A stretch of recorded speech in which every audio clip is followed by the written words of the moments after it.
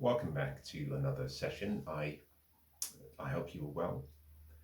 2 sessions ago, I started a conversation under the same uh, theme, which had to do with depression. But 2 sessions prior, I started talking about anxiety and emotions.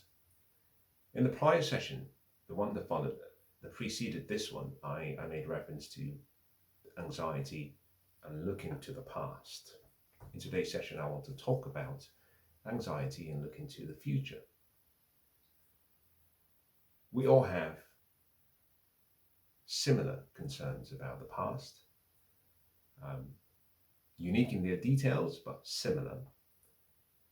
We also have similar ideas and perceptions about what the future might hold.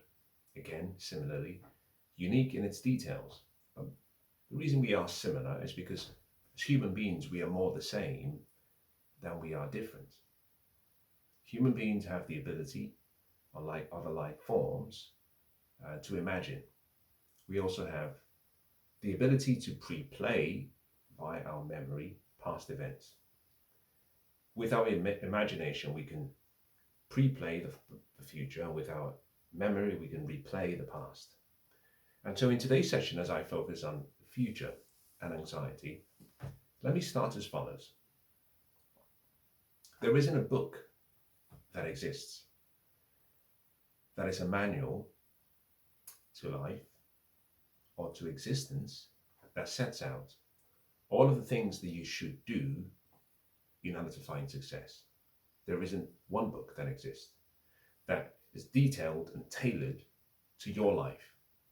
Now, there are several books, and in several of those books, there is a common theme with regards to a few ideas and principles that generally work. They don't always work, nothing is guaranteed, but on a balance of probabilities, they generally work for most people. But there is no book. You were not born and given a book about your life, and therefore giving you the clues, the ideas, and the steps to take for every decision you have to make. Built into your life is the decision making process. Built into your life and into the adventure of life is the uncertainty that comes with that process. Human beings, we all have a need for survival. We have a need for certainty. We also have a craving for uncertainty, otherwise life becomes too miserable. We have a need to grow, and growth comes from progress. Growth comes by progressing and learning and improving and getting better. We have a need for love and fulfillment and a need to feel connected. We share that need as humans. Some have a stronger need for one or the other, but generally speaking, all things remaining equal, we share the same need. Anxiety about the future comes into the picture by virtue of our lack of understanding or awareness of the promise that we were given. There is a promise to everyone. Some people do not have it and others don't. And that promise is this: that you can create a kingdom of heaven, or you can create a kingdom of hell, depending on how you choose your thoughts, how you use those thoughts, what feelings you allow to control you, and what actions you take. Irrespective of the hand you've been dealt in life, good, bad, or indifferent, you can play well. The outcome may not be beautiful and serene, but it will still be the best hand that you've played. And therefore, most people have anxiety about the future. Number one, why? Because they don't have it well designed. They don't have a plan. They don't have goals. They haven't begun with the end in mind, and therefore that uncertainty overshadows them. Rather than see some uncertainty as a positive thing, something that gets you excited, they become overwhelmed. They become anxious. They become depressed. Number two, most people get anxious about the future because of what they have experienced in the past, and because they haven't put a period, a stop, drawn a line, turned a page on the past.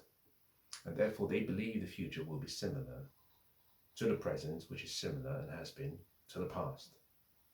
Number three, most people have a sense of anxiety about the future because they think and they believe that whatever will come and whatever is out there in the future will be stronger than they are on the inside. And number 4, most people have anxiety about the future because they haven't developed the ability to imagine. Now, I can go into each of these, but I hope you can see a common thread. The individual sits amongst all 4 of the items I've mentioned. And if you are suffering from anxiety and the anxiety is related to the future, I'll share a few things that have served me as a way of living. And most people who have come in contact with me often tell me that they are surprised at how I live. It's not something special.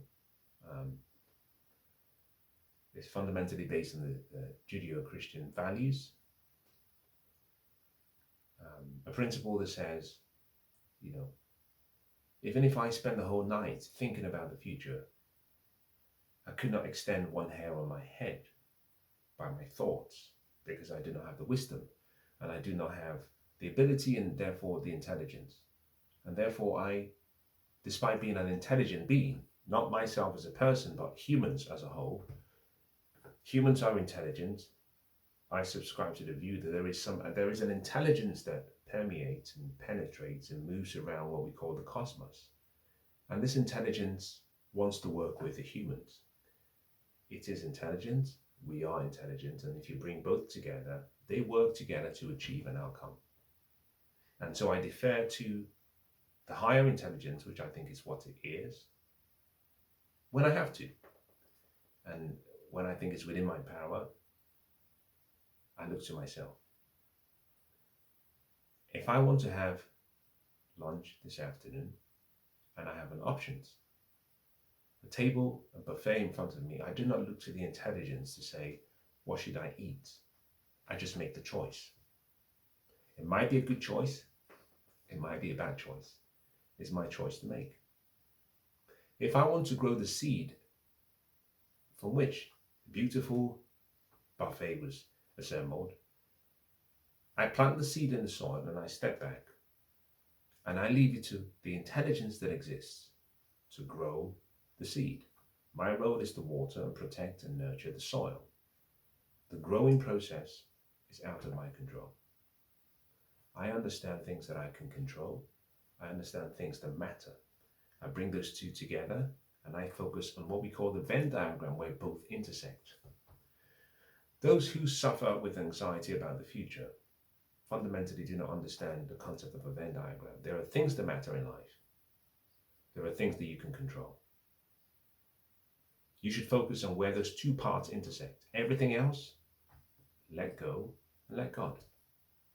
Believe that there is something out there working with you, setting your path straight, guiding you along the still water, ensuring that you do not bump your feet against a stone, and even if you did, it wouldn't be too painful. You might call me naive, you might call me delusional, but so far, it has worked. Think about this concept. There's a concept called Occam's razor. Occam's comes from Lord Occam, who came up with the concept. And the concept was a simple one. Several great scientists, I think Aristotle used it subsequently. And the principle was a simple one. Whenever you had to make a decision and there were two opposing perspectives, and you were able to argue on both sides, logically and fairly, the simpler of the two explanations was likely going to be the truth. So in my case, this is about the future here now, but talking about anxiety about the future. Let's assume you can articulate and write down all of the possible horrors that could happen in the future. And you could articulate and you can write down all of the joys that could come from that future. Look at both. You're not looking for an equal, an opportunity to cancel each other. You're simply saying, which is the easier? I will tell you that if you go through this process, what you find is that there is a peace and a serenity and an evenness, an easiness that comes with a simple approach, which is to believe, which is to have faith, which is to have hope, rather than to worry. Worry is the wrong use of the imagination. Worry leads to fear. Doubt leads to fear. Faith is the opposite of worry, fear. Faith comes by what you hear. Faith leaves by what you hear. Fear comes by what you hear. Fear leaves by what you hear. In this particular space where I find myself, there is light. Darkness exists. The way I got darkness to leave was I turned on the switch and light pushes out darkness. As it gets darker outside, or if I shut the curtains, darkness pushes light out of the place. It's called the law of displacement, the law of substitution. How do I go from one negative thought to a better thought? I displace the old thought, not by pushing it out, but by bringing in a new thought. The mind moves towards a new idea, a new thought. You cannot get rid of an old thought. And so for people who have anxiety, even about the past and even about the future, part of the reason they stay stuck, they freeze, become a pillar of salt, like Lot's wife, is simply because they are trying to change that thought. Now, you cannot get rid of a thought. You can only move towards a new thought. You change your focus, and what you focus on changes. Imagination, memory, will, focus, intuition, all of these intellectual faculties we have allow us to change our lives by changing our thoughts. If you're worried about the future, here is one question. What can you do about it? Now, you might respond as follows: well, I can prepare, I can study, I can read, I can go to university, I can save money, I can do this and I can do that. And I simply say to you along the way, that's all fine. It's all well and good. It's not what you've done. It's your focus and the energy. It means you're living from a place of worry and scarcity and lack. Or you can say, I will prepare myself as much as I can. I will set the sail of my boat to the best of my ability. I'll make sure I have a compass, and I will trust that the elements will help me. I can't control the seasons. I cannot control the movements of the wind, but I can hold onto my sails and I can set my sails properly. That is an easier approach. I can't grow the seed. That would necessitate me staying up all night trying to understand how could I make a seed become a plant. I couldn't do that. I didn't have the intelligence to do that. So I let go. And so in today's session, as I try to bring today's session to some meaningful close, I have to encourage you, if you have anxiety about the future, you have to learn how to let go. Trust. Trust that there's something working with you. Faith is the substance of things hoped for and the evidence of things not seen yet. That is faith. By faith, we know that the future will come across in a manner different to what we perceive it to be, but hopefully in a manner better than what our best efforts can achieve. You have to believe.